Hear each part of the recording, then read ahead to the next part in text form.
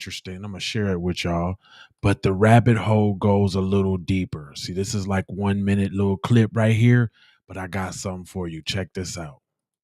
In 1941, a small African American community thrived in the shadow of the Pentagon in Arlington. It was known as Queen City. Its existence would end in 1942 when it was demolished to make room for the Pentagon's transportation corridor. But more than 80 years later, the story of this special community lives on. We weren't that many, maybe probably not even 100 years out of slavery when this neighborhood first began to grow. Queen City in 1940 was home to just over 900 people, and those who lived there were proud of the community they created. This was another neighborhood. People were trying to live the American dream, but they had their own barbershops, stores, church. And during a time of Ain't this something? They always talking about you guys are lazy. You guys are this, that, man. We been doing this. Everybody that come over here thinking that they doing something, getting something popping, we been doing it. But you know the difference between what we did and what people are currently doing is nobody else was sabotage. We were sabotage. And this is another clear example of them folks getting jealous because we pulled ourselves up by our bootstraps, minding our own little business, handling our own thing in our own community, and it's sabotage every freaking time. Eminent domain, they pull that every freaking time. That's why you got New York City, Central Park in New York City. Did you know that used to be Seneca Village? I'm gonna have to do that one next. We just gonna have to go on the tear and the tangent to learn you something. Now, I like, this little 1 minute little thing. That's cute and all that, right? But I found this, and fair use of everything fair. Matter of fact, what this say? I shout out to WETA PBS. So this should be like public domain. But anyway, let me go ahead and put this up here real quick for the fiends. Fair use, okay? We're just teaching. We're just gonna go through this. I'm learning them. All right. So first of all, they try to drum up the little scarcity, city, right? They try to make it all a good reason why we had no other choice but to tear the town down. The planet was just listen to this. I'm gonna walk you through this. Check this out. The year was 1940. President Roosevelt watched with rising alarm as Nazi Germany rolled through northern Europe and forced France into capitulation. America was preparing for war, adding more than 1 million men to its armed forces and transforming its economy. But it lacked the nerve center to direct the massive effort. So the Department of War proposed a plan for an enormous structure which could house the expanding bureaucracy. They selected a location just outside of D.C., a stretch of federally owned land in northern Virginia along the Potomac River. The site was bordered by Arlington National Cemetery to the west, and to the southwest, the black community of East Arlington, also known as Queen City. There's just all this land, and they make it seem like Virginia's such a small place. They couldn't build nowhere else. You know what? I got a perfect place. You know where them Negroes at? Let's do it there. That's the same thing they did with the highway system on eminent domain. Yeah. That's the same thing they did with that. Just like they did Bruce's Beach in California when they took them folks' beachfront property and end up basically cashing it out for the low and them not even getting the property back. They just getting a little change. But here we go. Yet another story of black folks doing their thing. And here goes the government. Queen City had roots. The first families moved to the land in 1892 after the federal government 1892. Government closed Arlington's Freedmen's Village, a camp for freed slaves founded during the Civil War. By 19 So what had happened was the government had a camp allegedly for freed slaves. but they closed that. So no more support. Y'all fresh out of slavery, no more support. Black people said, all right, no big deal. We gonna go build our own joint.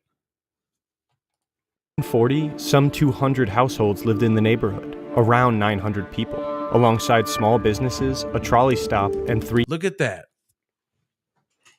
churches. Some residents had even built their own houses. George Volin, born and raised in Queen City, had founded a fire department there. While Queen City was poor and lacked certain amenities, They had a fire department though. They was making sure they put the fire out. You know,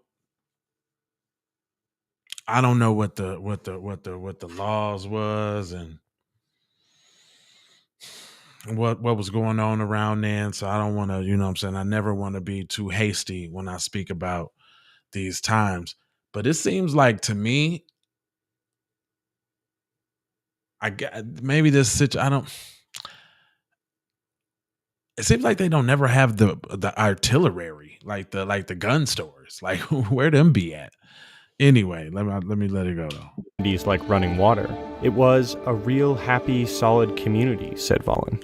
Born and raised in Queen City, had founded a fire department there. While Queen City was poor and lacked certain amenities like running water, it was a real happy, solid community, said Volin. You heard that? Happy, cool. What's the deal? Like what up? We're good. Here we go. Check this out. Check this out. Contract for the construction of the Pentagon was awarded on September 11th, 1941, and an ambitious 24-hour September 11th, 41. Another pinnacle day. Is that ritualistic in some sort? The day in which some people are to suffer? I mean, come on, notice some patterns. I bet you if we look up September 11th, there's probably all type of stuff that happened on that day. You just got to keep your eyes open.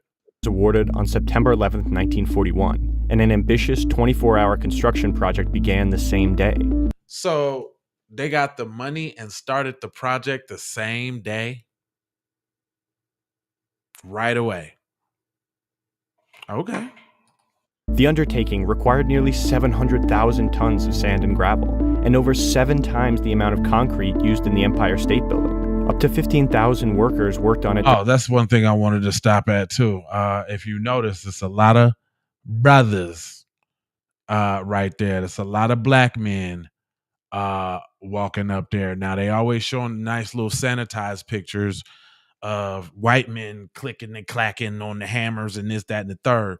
But on the gritty, on the nitty side, going up the ladders with the outfits on the tattered side of the game, with the hats. Look, you can tell them as brothers. That's a like an apple hat, brother. That's an apple hat, brother.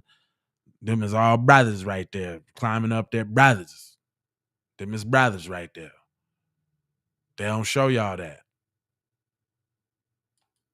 During a single shift, and the pace only increased after Pearl Harbor catapulted the U.S. into the conflict. Queen City was... But notice how they got all of this. It's going... Pearl Harbor. We was at war. We needed a Pentagon right away. It just happened to have to be on the black people's backs, though. These are the reasons why reparations are so necessary, man. Because this is the reason why people is mad we getting on code and we're claiming our foundational Black American lineage and really, really squadding up because we owed, man. We owed, fam. Could you don't think this is not an isolated incident. This was policy and procedure throughout the whole country. Again, I reiterate the whole highway system. Firsthand, I know about it in 2 states. Matter of fact, I know for sure in St. Paul, Minnesota, it broke. And it broke. Matter of fact, the highway runs so funny in Minnesota that it mess up deliberately the black neighborhood in St. Paul and the black neighborhood in Minneapolis. It's crazy too. It runs through both of them. And I would imagine that before they were there were thriving businesses and things going down because those are the black sides of town. It's crazy. It's like there in your face. And then like when you go to Chicago, I would imagine, you know, where the highway go through. Although my grandfather was one of the ones that brokered the deal to get the uh get brothers and sisters on the highway doing construction. Like my grandfather was like a intricate part of that. So I'm tied to that little history. So I know a little something. Also the Sears Tower too. My granddad and my father both worked on the roof of that building at the same damn time. So that's pretty dope. But this right here, man, is they skipping and jumping and pumping all around the world. Now we got to know about 1,500 dead in Hawaii. The White House say what that got to do with y'all sabotaging this white town. I mean this black town. Was deeply involved in the war effort. Young men from the community had enlisted, while others, like George Volin, worked for the Department of War.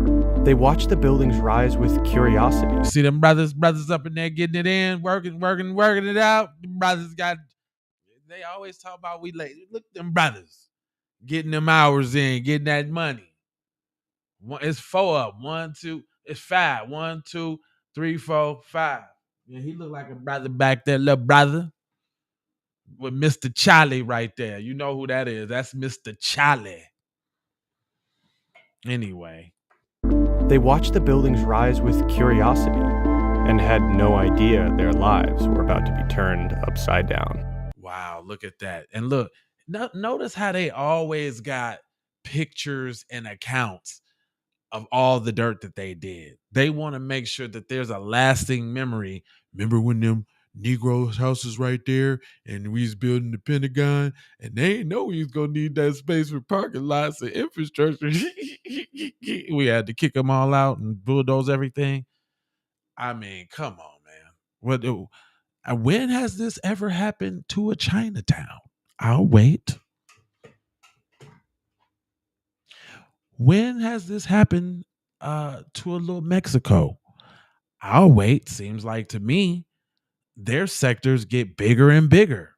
For example, it used to just be Chinatown in Las Vegas. Now they got Koreatown. Soon they'll have Vietnamese town. They'll have Hmong town. They'll have Taiwanese town. When does it stop? Because they definitely got all those towns in LA right now. If you ain't never been to LA, they got all of these towns right now. Cambodia town. Got that. It ain't a black town nowhere. In Atlanta, got some black towns in Atlanta. There's probably a couple of little, this, that, and the thirds. But it ain't no sprawling enclave. Well, not only the businesses and the residential and commercial is occupied by a certain group of people. Let me see that. Let me see that. And where it ain't noise ordinanced and fiddle faddled and what you call it, inspectored up and you know what I'm saying, constantly this, that, and the third. Like, show me that. These places are allowed to thrive. Look at that beautiful black town with them people just minding their business, just handling their business. If left alone, that would have been the most poppinest part of Virginia ever in life. That would have been the spot right there.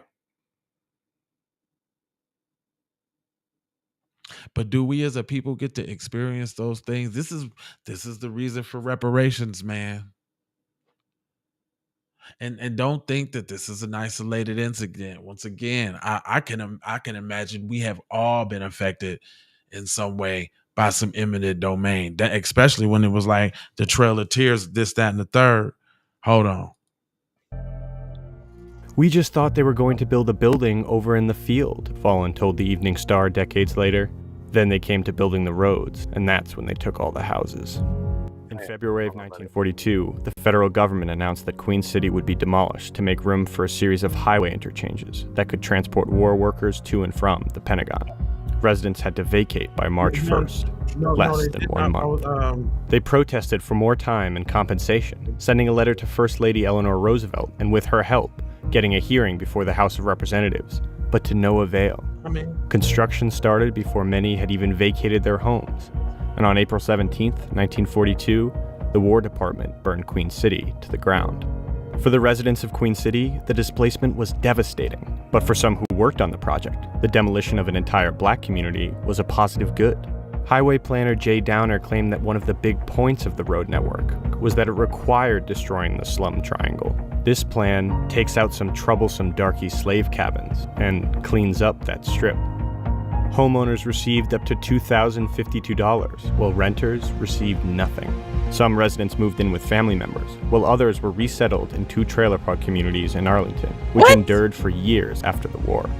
The Pentagon was completed. What? Why we always get the short end of said stick, man? What? It just amazes me, man. Like, we some brilliant, awesome people, man. Because despite every time we're knocked down, man, we still keep going, man. And I think that's probably what creates the hatred and the jealousy amongst these other groups when looking at us. Because when you hear a story like this, if you can't recognize your greatness and your awesomeness, like, other people don't really have these tragedy to triumph stories. Other people ain't raw and authentic like that. Other people ain't carrying this generational trauma like that. And it seemed like, like, we'll never stop discovering, what I'm saying, more and more as we get in depth and how information gets exposed. Like, cause I ain't know this. That's why I'm doing this right now. Cause I ain't know this. You just think the Pentagon been there forever, but little do you know, the most poppinest spot in Virginia that ever could have had existed, that ever could have thrived. That's probably, there could have been skyscrapers there. Like, you never know what, like, you just never know what the limit is or what the possibility is, because it was cut short prematurely. But I want to bring that back though, man. That right there is a killer. Homeowners received up to $2,052, while renters received nothing. Let me see what when they say this was 1920s. We just gonna call it 1925. How much was $2,225? Is that what he said? Real quick, hold on, y'all, real quick. Received up to $2,052. Well, $2,052. How much was that? I need to know. How much is $2,052 worth today?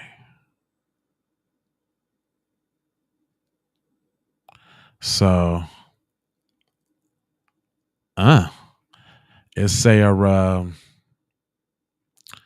$2,052 in 1925 would be the equivalent to $33,000 today.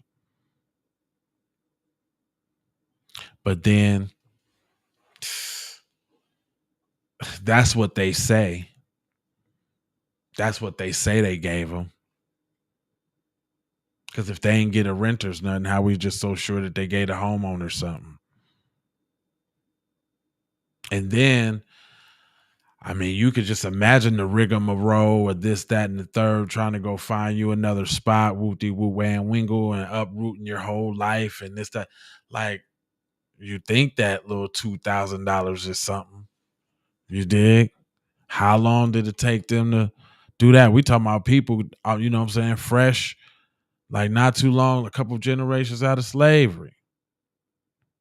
Like a couple. You know what I mean?